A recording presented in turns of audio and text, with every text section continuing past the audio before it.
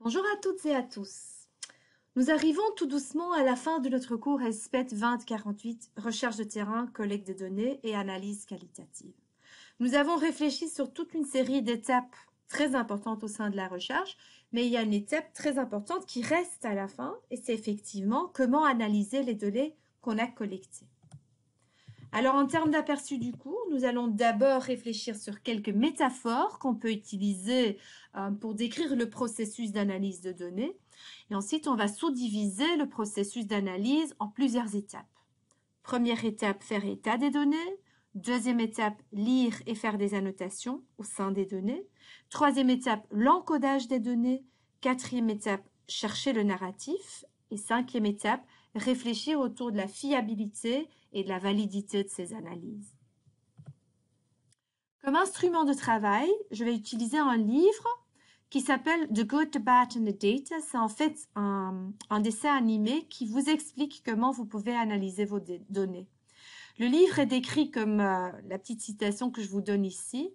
This graphic textbook teaches how to read, sort, code, write up and assess a herd of qualitative data in the traditions of ethnography, ground theory, discourse and narrative analysis. Donc voilà, ça vous donne un aperçu assez large. Je ne vais pas utiliser tous les morceaux de ce livre, je vais plutôt me concentrer sur comment analyser les données à travers une complexité et une multiplicité de données, comment faire, comment chercher son chemin là-dedans.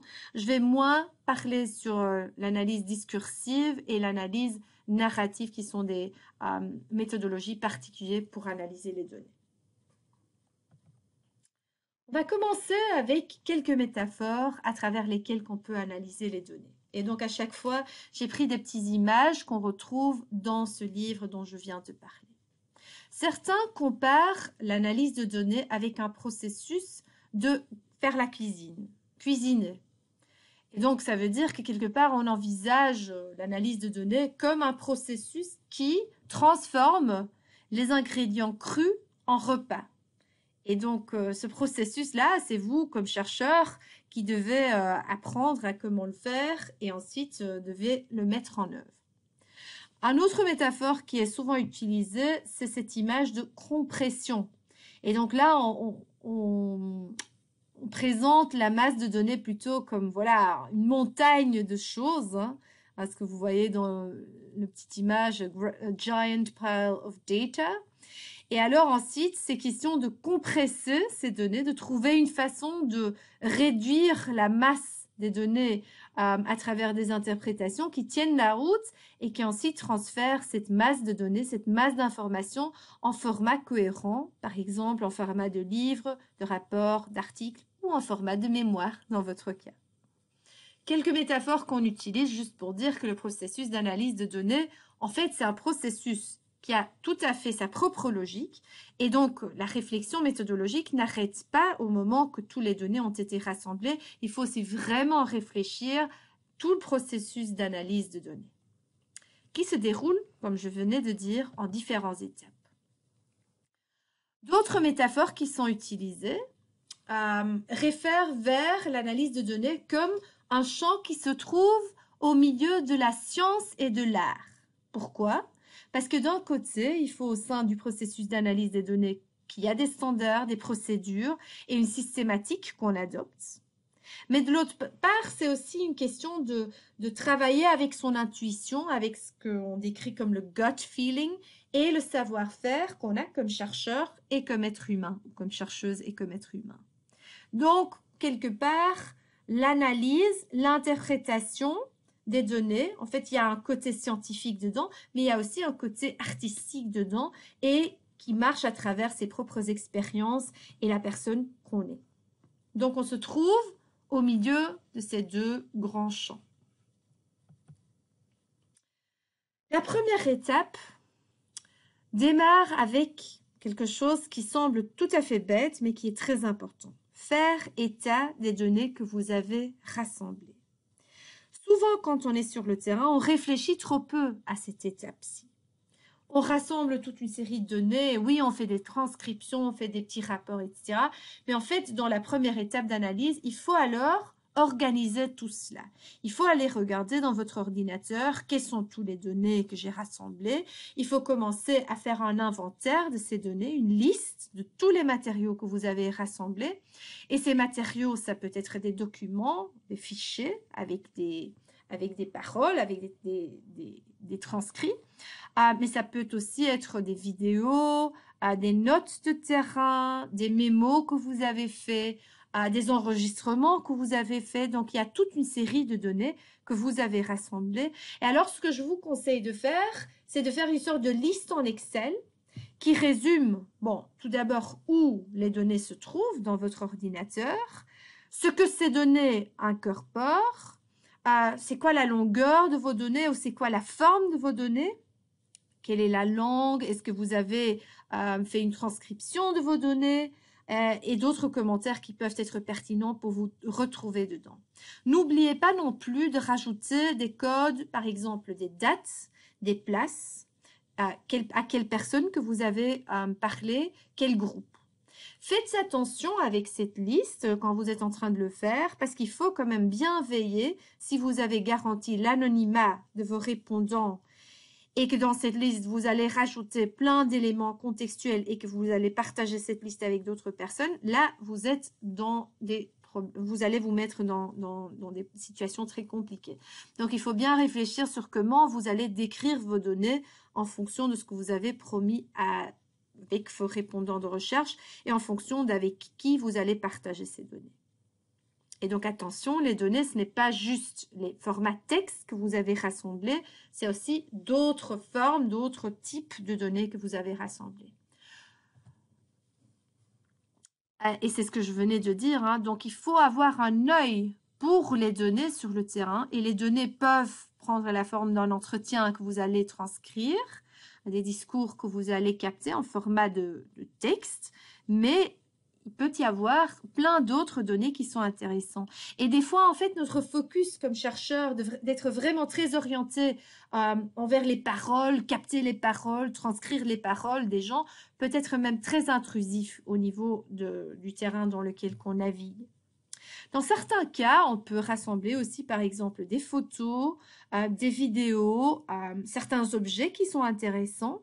Et dans certains cas, on peut utiliser ces données non textuelles pour les réfléchir ensemble avec ses participants de recherche. Par exemple, vous pouvez réfléchir autour de photos avec vos participants de recherche ou autour de certains objets avec vos participants de recherche. Et en fait, ces interprétations peuvent ensuite être une autre couche de données que vous rassemblez et que vous rajoutez à votre corpus. Donc, comme je venais de dire, différentes formes sont possibles en format non textuel. Par exemple, des vidéos. Avoir des vidéos par rapport à ces domaines de recherche, c'est très intéressant. Un petit conseil quand même, faites attention vous-même quand vous avez envie d'enregistrer vos entretiens parce que ça peut vraiment bloquer les gens. Mais il se peut qu'il y a des vidéos qui existent, qui sont pertinentes par rapport à votre sujet de recherche. Des petits reportages qui ont été faits, des vidéos qui ont été construites par des personnes au niveau local. Tout ça, ça peut faire partie de votre corpus. Et en fait, ce qui est vraiment très chouette dans les vidéos, c'est qu'il y a aussi toute une richesse qu'on ne peut pas capter avec des formats purement textuels. Dans l'interaction enregistrée en format vidéo, il y a souvent des nuances non verbales qui peuvent être très intéressantes à analyser. Mais tenez compte du fait que si une personne sait qu'il ou elle est filmé, ça affecte les comportements et les discours que cette personne est prête à partager parce qu'il ou elle sait que tout est enregistré. Alors, comment garder ces données? Comment utiliser ces données? D'un côté, on peut faire le choix de transcrire la vidéo. Mais transcrire la vidéo, ce n'est pas juste transcrire les paroles que vous voyez, que les personnages au sein de cette vidéo partagent. C'est aussi transcrire toutes ces nuances non verbales que vous observez. Et ça prend vraiment beaucoup de temps. Donc, il faut savoir que c'est une richesse, une mine d'or en termes de format de données. Mais d'autre part, pour pouvoir vraiment l'utiliser, ça peut prendre beaucoup de temps pour le transcrire. Vous pouvez aussi opter pour une solution un peu plus facile et dire, OK, je sélectionne des tranches spécifiques hein, que je garde par exemple dans ma liste Excel. Je vais dire, bon, dans cette vidéo, en fait, il y a particulièrement une capsule très intéressante entre la 2e et la 4e minute que je devrais re-regarder au moment que je vais faire l'analyse de mes données. Et vous faites une petite note, un petit mémo par rapport à ce que vous voyez dans cette tranche, ce qui vous rappelle pourquoi que cette tranche était importante et en quoi, avec quel type de dynamique que ces tranches se relient. Vous pouvez aussi utiliser des photos ou d'autres matériaux visuels. On peut analyser par exemple les significations symboliques qui se trouvent dans ces photos, mais faites attention parce que dans certains cas, peut-être que vous donnez une connotation à un objet ou à une photo que peut-être les participants de recherche ne partagent pas forcément. Vous pouvez aussi analyser la fréquence de certains phénomènes ou de certaines caractéristiques sur les photos. Et donc, ça peut être très intéressant pour illustrer certains constats. Par exemple, moi-même, quand je faisais mes recherches sur la modernisation agraire au Rwanda, il y a eu un moment où on voyait le phénomène de terres non cultivées, ce qui est très rare au Rwanda. Et donc, j'ai pris toute une série de photos qui illustraient ce phénomène.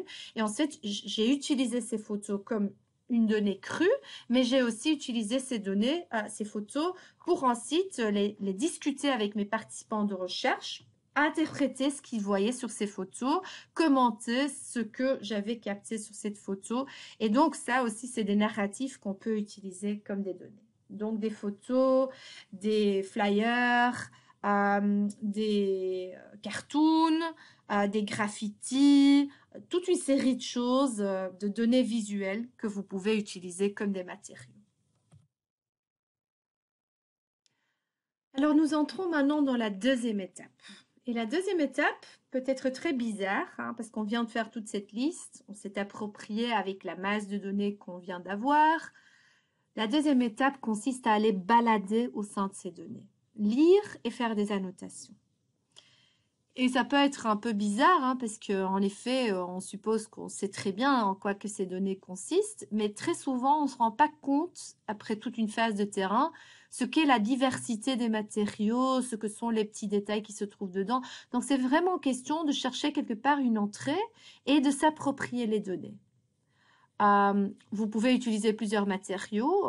Le plus facile, c'est de physiquement imprimer vos données et ensuite utiliser un marqueur, crayon, un papier séparé pour noter les choses que vous trouvez intéressantes et de vraiment prendre son temps pour cette phase. Pourquoi? Parce que cette phase, c'est vraiment une phase de familiarisation, de trouver les petites idées, de capter, waouh, j'ai beaucoup de choses ou ouf, je pense que ici et là, j'ai vraiment des lacunes.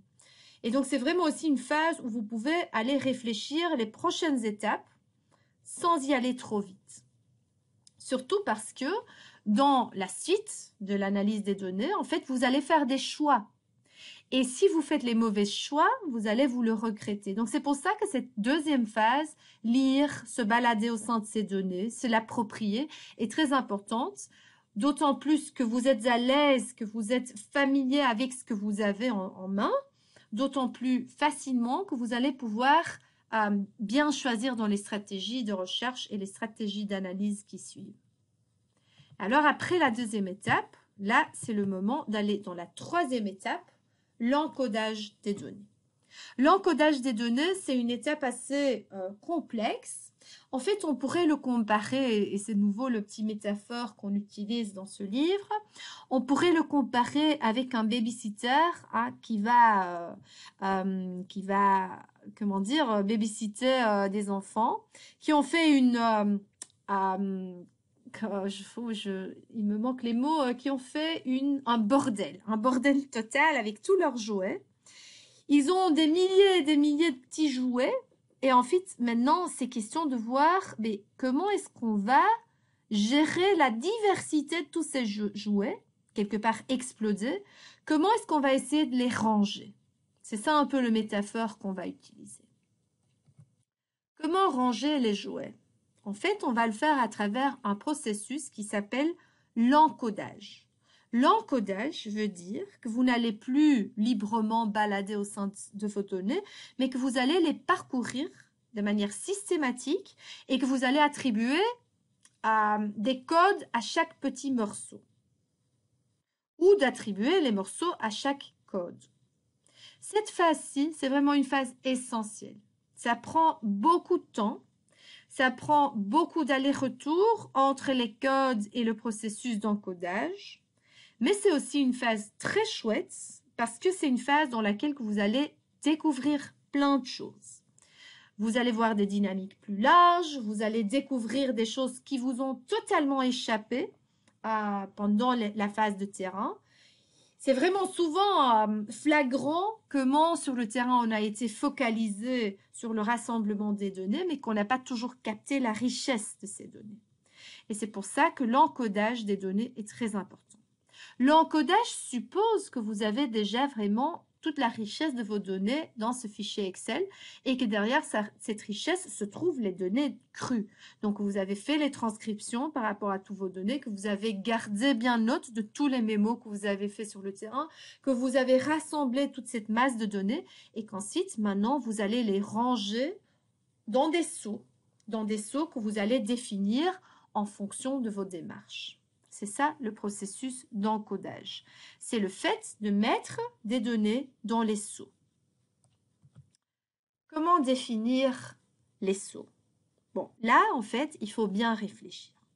Comment définir les codes que vous allez utiliser? Tout d'abord, vous pouvez le faire à travers un processus déductif, ce qu'on appelle souvent un processus top-down. Et donc là, ça veut dire que vous allez définir les codes préalablement au processus d'encodage. Donc, les codes, pour trier les données, sont définis avant l'encodage et sont choisis en fonction de vos questions de recherche et de vos cadres conceptuels et théoriques. Donc, rappelez-vous, on a parlé plutôt au sein du cours sur le processus déductif. Vous vous rappelez que là, on part de la théorie, on formule ensuite la façon d'aborder cette théorie, les hypothèses, et à travers ces hypothèses, les concepts, on va aller sur le terrain et ensuite, on va vers l'analyse. Dans ce cas-ci, on utilise un processus déductif ou top-down pour définir les codes et on définit les codes en fonction des cadres conceptuels et des cadres théoriques qu'on a définis en amont de la recherche. Et ensuite, on range les données selon les codes. Par exemple, dans le cas de notre babysitter, elle essaye de réfléchir sur base de la théorie, de la théorisation sur les jouets pour les enfants, ce que sont les labels, ce que sont les étiquettes et les codes qui sont pertinents. Et donc ici, elle a pris 3 seaux, un seau de poupette, un seau de bloc et un seau de ballon. Et ensuite, donc ces codes sont définis préalablement du processus de rangée. Et donc ensuite, on va essayer de mettre les jouets dans le seau qui est le plus approprié. Donc, c'est ce qu'on appelle un encodage top-down à travers un processus déductif. Vous pouvez déjà deviner qu'il y a aussi l'inverse. En fait, il y a aussi un processus inductif à travers lequel que vous pouvez définir les codes. Et donc là, en fait, vous allez définir les codes en fonction des données que vous trouvez. Vous allez le faire pendant l'encodage et en fonction de ce que vous voyez sur le terrain, ce que vous voyez au sein de vos données. Et vous allez rajouter des codes en fonction du besoin et en fonction de ce qui fait sens. Donc, par exemple, notre babysitter va voir qu'il n'y a pas juste des poupettes, des ballons et des petits building blocks, des petits blocs, mais qu'il y a toute une autre série de choses qu'elle trouve qu'elle n'aurait pas pu capter sur base des théories qu'elle avait parcourues, sur base des concepts qu'elle avait préalablement définis, mais des choses qui sont pertinentes par rapport à son terrain et qu'elle trouve importantes et donc qu'elle apporte des étiquettes, des codes à ses seaux pour ensuite utiliser aussi ces codes comme des processus, comme des marqueurs, comme des codes, des seaux au sein desquels qu'elle va ranger les données. Et ensuite, quand vous êtes en train de travailler avec vos données, des fois, vous allez vous rendre compte que certains codes sont connectés dans certaines circonstances et pas dans d'autres. Et donc, dans ce cas-là, vous pouvez apporter des nouveaux codes, des codes qui sont croisés. Le croisement entre des codes existants qui amènent vers la définition de nouveaux codes plus complexes. Alors, vous pouvez aller très loin dans ce processus, hein. Vous pouvez voir que, par exemple, certaines données dans certaines circonstances n'ont pas de lieu dans d'autres circonstances et donc apporter toute une série de croisements dans les codes. Mais il faut toujours se poser la question, est-ce que c'est encore pertinent pour mes questions de recherche? Parce qu'au bout du compte, les données, c'est un champ vaste. Vous allez apporter de la signification à ces données à travers votre analyse, mais en fait, il faut faire attention que votre analyse ne parte pas dans tous les sens. Il faut que votre analyse reste en lien avec la façon dont vous avez défini vos questions de recherche. Et bien sûr qu'en cours de route, peut-être que vous allez pouvoir reformuler certaines questions de recherche, mais il faut quand même qu'il y ait une ligne rouge au sein de votre analyse. Donc, vous n'allez pas partir dans tous les sens, vous n'allez pas apporter des milliers et des milliers et des milliers de codes qui, au bout du compte, ne seraient pas forcément liés avec votre objectif de recherche. Il faut que vous réfléchissez vos codes en lien avec vos objectifs de recherche, en lien avec vos questions de recherche. Réfléchir sur les codes est vraiment très important. Et c'est ce que je venais de dire, la définition des codes est très dépendante de nos objectifs de recherche, mais est aussi dépendant de qui on est comme chercheur.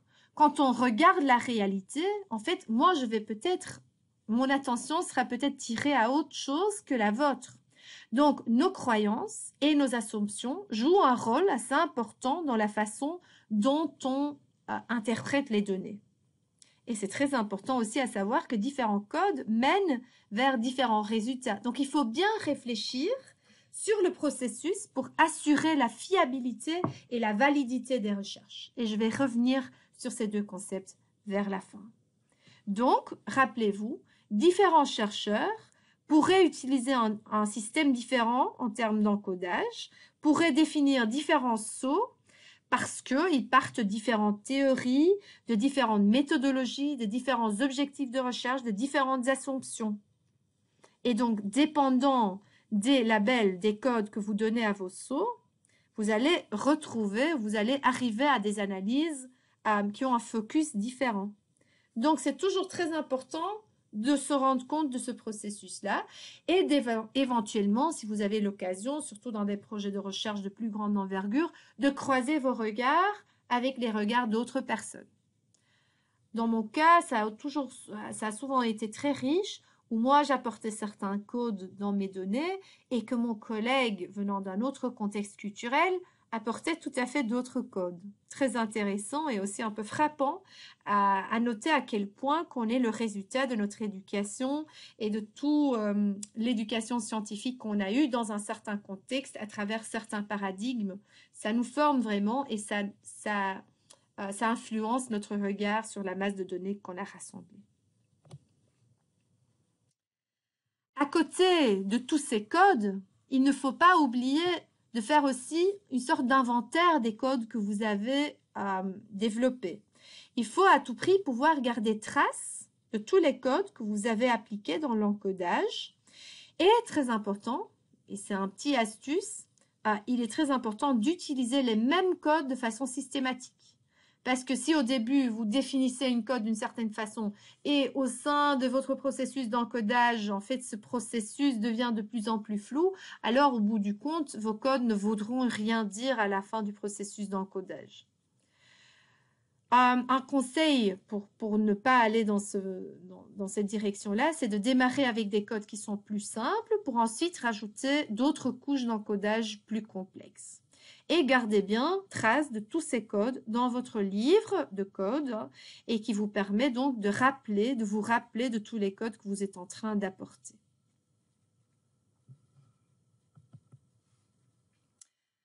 Alors, ce processus d'encodage, c'est un processus très complexe. Et dans certains cas, il y a des courants qui utilisent ce processus d'une certaine façon. Et je parle ici d'un courant spécifique, Grounded Theory. En fait, Grounded Theory, c'est une approche au sein de la méthodologie qui part vraiment d'un processus purement inductif dans l'interprétation des données. Donc ici, en fait, l'objectif de Grounded Theory, c'est que les dynamiques, les thèmes, les tendances et les relations ne partent pas des théories et de la revue de littérature qu'on fait en amont des recherches, mais partent vraiment des observations qu'on vient de faire sur le terrain. Quelque part, on dit all is data. Donc, on part des données pour ensuite apporter des significations à ces données. Et on les apporte à travers plusieurs étapes. D'abord, on apporte des codes, donc on utilise un encodage, mais un encodage purement inductif. Donc ici, l'objectif, c'est vraiment que vous ne prédéfinissez pas des catégories sur base de votre théorie, mais que vous partez du terrain pour ensuite voir quels sont les codes qui sont particulièrement pertinents par rapport à ma recherche. Ensuite, vous allez grouper les codes pour développer des concepts, pour grouper vos données, pour développer des concepts. Ces concepts sont ensuite regroupés en catégories et finalement, ces catégories amènent à une théorisation qui ne part donc pas de la revue de littérature, mais qui part du terrain. On part du terrain pour développer des codes, pour ensuite les regrouper dans des concepts, des catégories et au bout du compte, arriver à une théorisation. Et faites attention, dans le Grounded Theory, on essaye aussi à tout prix de regarder les éléments qui ne rentrent pas dans la théorisation qu'on est en train de développer. Donc en fait, Grounded Theory, c'est beaucoup plus que juste un truc procédurier. C'est vraiment une philosophie de recherche, une philosophie qui s'oppose à l'hypothético-déductif. Donc c'est un peu l'extrême opposé de l'hypothético-déductif. Dans l'hypothético-déductif, on part de la littérature, on part des théories au sein de cette littérature. Et ensuite, on formule sur base de cette théorie une hypothèse très spécifique qu'on va ensuite tester et confirmer ou pas confirmer sur le terrain. Avec le Grounded Theory, on fait exactement l'inverse.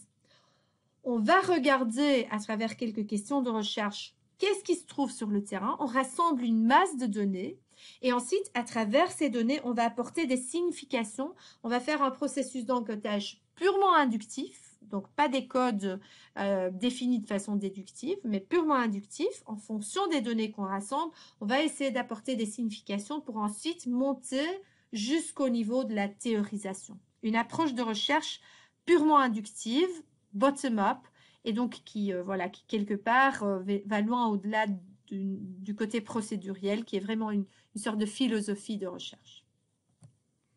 Bon, retournons à notre analyse de données. On vient de faire l'encodage. On a quelque part rangé nos données dans tous ces sauts qu'on a définis de façon inductive, de façon déductive, des fois en croisant plusieurs sauts. Maintenant, c'est question d'aller chercher le narratif. Chercher le narratif en connectant les différents codes déductifs et inductifs et en essayant de comprendre les dynamiques qui font le lien entre ces différents codes. Les similarités, les différences, on essaye de comprendre comment tout ça se relie. Et donc, c'est très important. Donc, à travers tout ce processus d'encodage, c'est déjà la phase préparatoire pour arriver à ce narratif, mais il faut prendre suffisamment de temps pour vraiment faire le processus d'encodage de façon vraiment très complète, parce que dans votre quatrième étape où vous cherchez le narratif, il faut faire attention de ne pas trop vite sauter vers les conclusions. Il faut à tout prix, tout le temps, être attentif à toute forme d'évidence et de données qui ne rentrent pas dans le narratif que vous êtes en train de développer. Donc, faites attention, cherchez le contre-exemple par rapport au narratif que vous êtes en train de développer pour suffisamment complexifier ce que vous faites comme narratif. Le processus de chercher son narratif, c'est un processus qu'on pourrait décrire comme flesh it out. On va chercher les relations au sein et entre les codes. Et alors, comme je venais de dire, aussi à chaque fois chercher les contre-exemples et régulièrement retourner aux données, retourner aussi à l'encodage. Peut-être qu'il y a des choses que vous n'avez pas captées, peut-être qu'il y a des morceaux que vous n'avez pas totalement compris, peut-être qu'il y a des codes qui sont trop générales et qu'il faut spécifier, ou peut-être dans certains cas, vous avez été trop spécifique, vous avez apporté un degré de détail trop élaboré et que vous devez remonter un tout petit peu. Donc, c'est vraiment ce processus de mise en lien de tous ces codes et de toutes les données qui se trouvent dans les sauts pour ensuite chercher le narratif.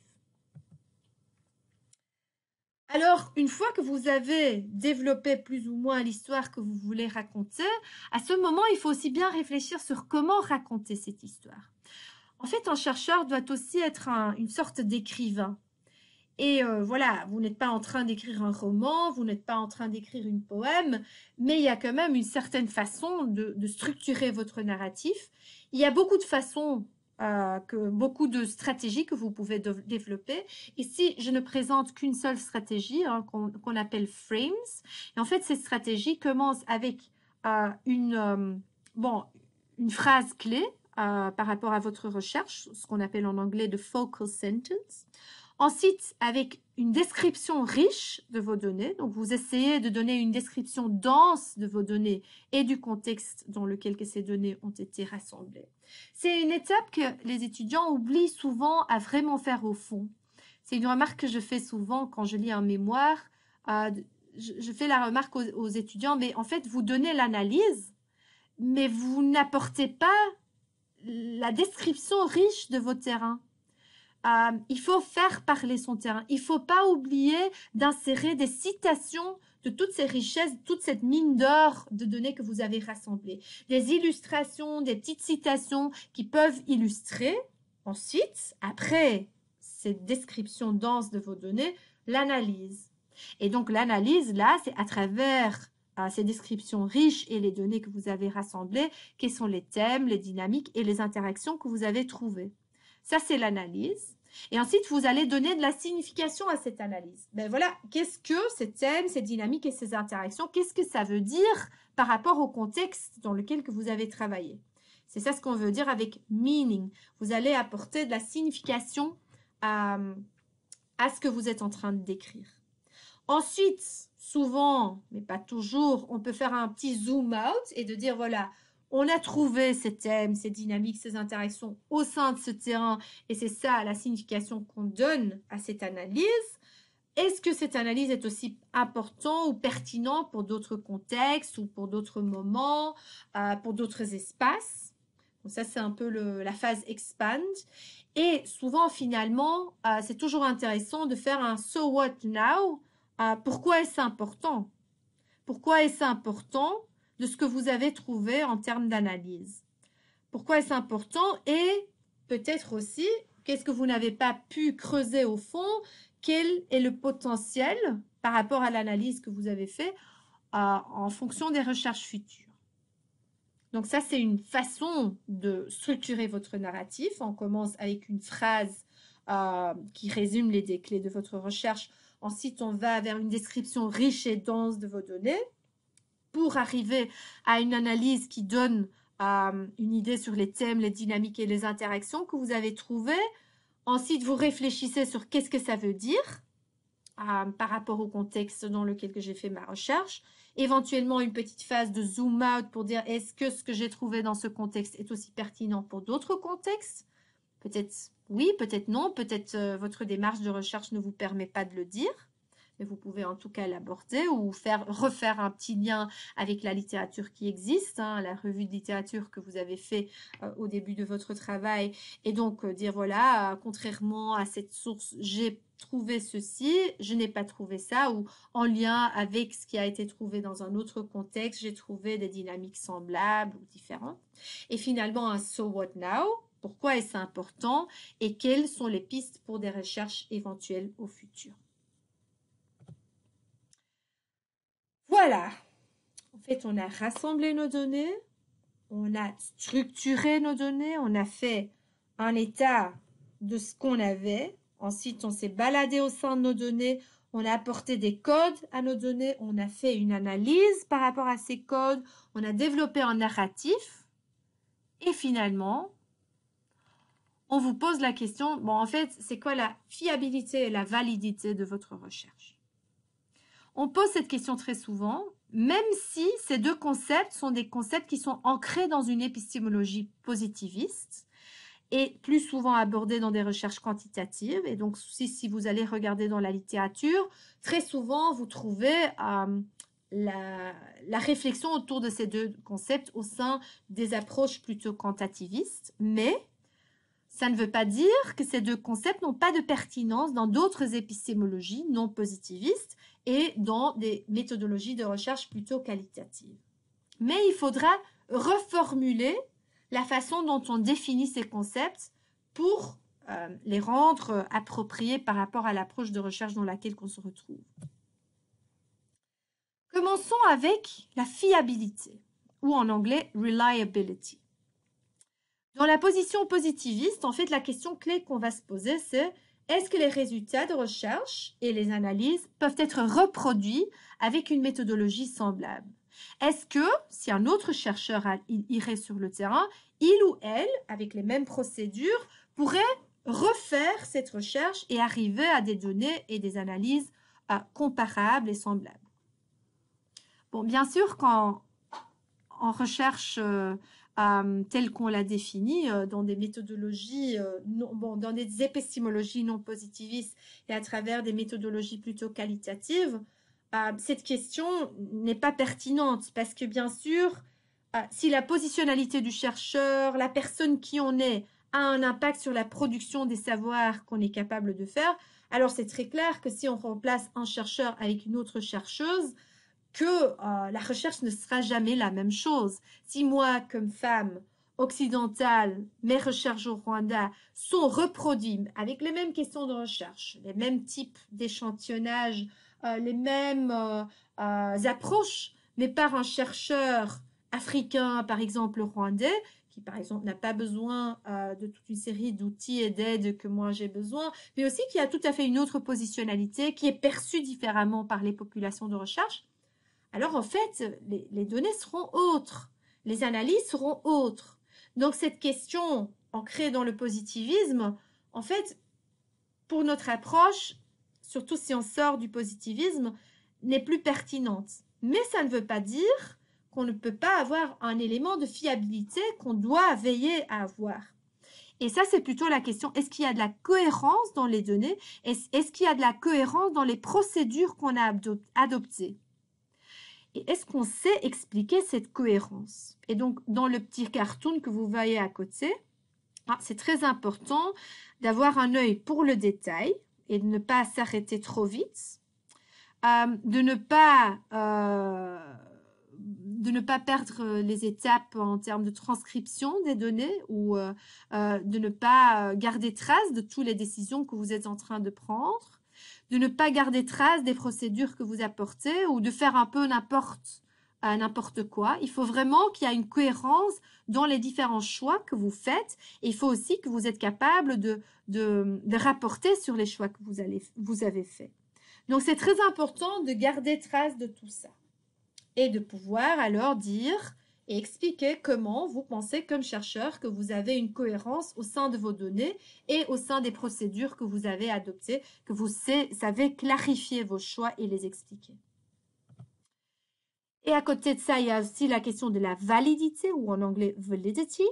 De nouveau, un concept qui est ancré dans une position positiviste. Et donc là, on pose la question, est-ce que les données ont mesuré ce que votre hypothèse annonce? Est-ce que vos données permettent de faire une déclaration sur votre hypothèse, oui ou non?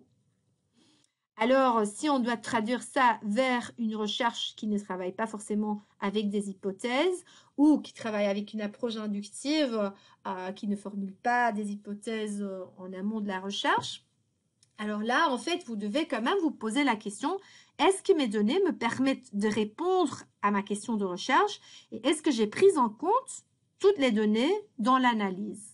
Ça, c'est très important. Est-ce que vous n'avez pas utilisé vite quelques citations pour ne pas avoir toute la richesse, mais aussi toutes les nuances qui se trouvent au sein de cette richesse pour arriver à des conclusions plus complexes? Donc ça, c'est des questions clés. Est-ce que vous n'êtes pas sauté à des conclusions de façon prématurée? Est-ce que vous n'avez pas oublié de regarder des données qui ne rentrent pas dans le bain de votre narratif? Est-ce que vous avez vraiment analysé toute la masse de données que vous avez développée? Et est-ce que vous avez les données qui vous permettent de répondre à votre question de recherche? Comment travailler la fiabilité et la validité au sein de votre recherche? En fait, il y a deux façons de, quelque part, de prendre une sorte d'assurance pour augmenter les chances que votre analyse sera fiable et valide. Tout d'abord, le principe de triangulation. C'est un principe dont on a déjà parlé à plusieurs reprises et ça réfère vers la recherche de la convergence entre différentes sources d'informations. Donc, ce n'est pas parce qu'un informant vous raconte quelque chose que, en fait, il faut vraiment prendre ça comme quelque chose de très sérieux. Il faut vraiment chercher plusieurs sources d'informations et les faire dialoguer, les mettre dans la positionnalité de l'acteur qui vous les partage. Vous pouvez trianguler au niveau des données, mais vous pouvez aussi trianguler au niveau des méthodes adoptées. Dans certains cas, vous pouvez combiner différentes méthodologies qui vous permettent d'avoir différents regards sur un phénomène sociétal. Donc ça aussi, c'est une façon de faire la triangulation. Donc ça, c'est une première forme d'assurance. À chaque fois, chercher à trianguler, chercher plusieurs sources pour les informations. Et l'autre assurance, c'est le fait de garder trace de ses choix. Je vous conseille très vivement de garder un journal pendant que vous faites votre terrain, mais je vous conseille aussi de garder ce journal pendant que vous faites l'analyse des données. Gardez trace des choix que vous faites et pourquoi que vous les faites. Gardez trace de tout ce que vous décidez de façon que vous pouvez ensuite être transparent par rapport à ces choix et que vous pouvez les rapporter en cas de besoin.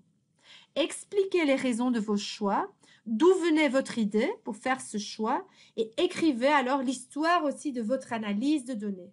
Tout ça, ça va vous permettre de bien garder trace de ce que vous avez fait et avec la triangulation et toutes les autres mesures qu'on prend, on essaye d'arriver à une analyse et des conclusions qui sont très riches et qui nous permettent d'avoir apporté quelque chose de vraiment très intéressant à la littérature internationale par rapport au phénomène que vous avez étudié. Voilà, on arrive à la fin de la présentation. Merci beaucoup pour votre attention et à bientôt.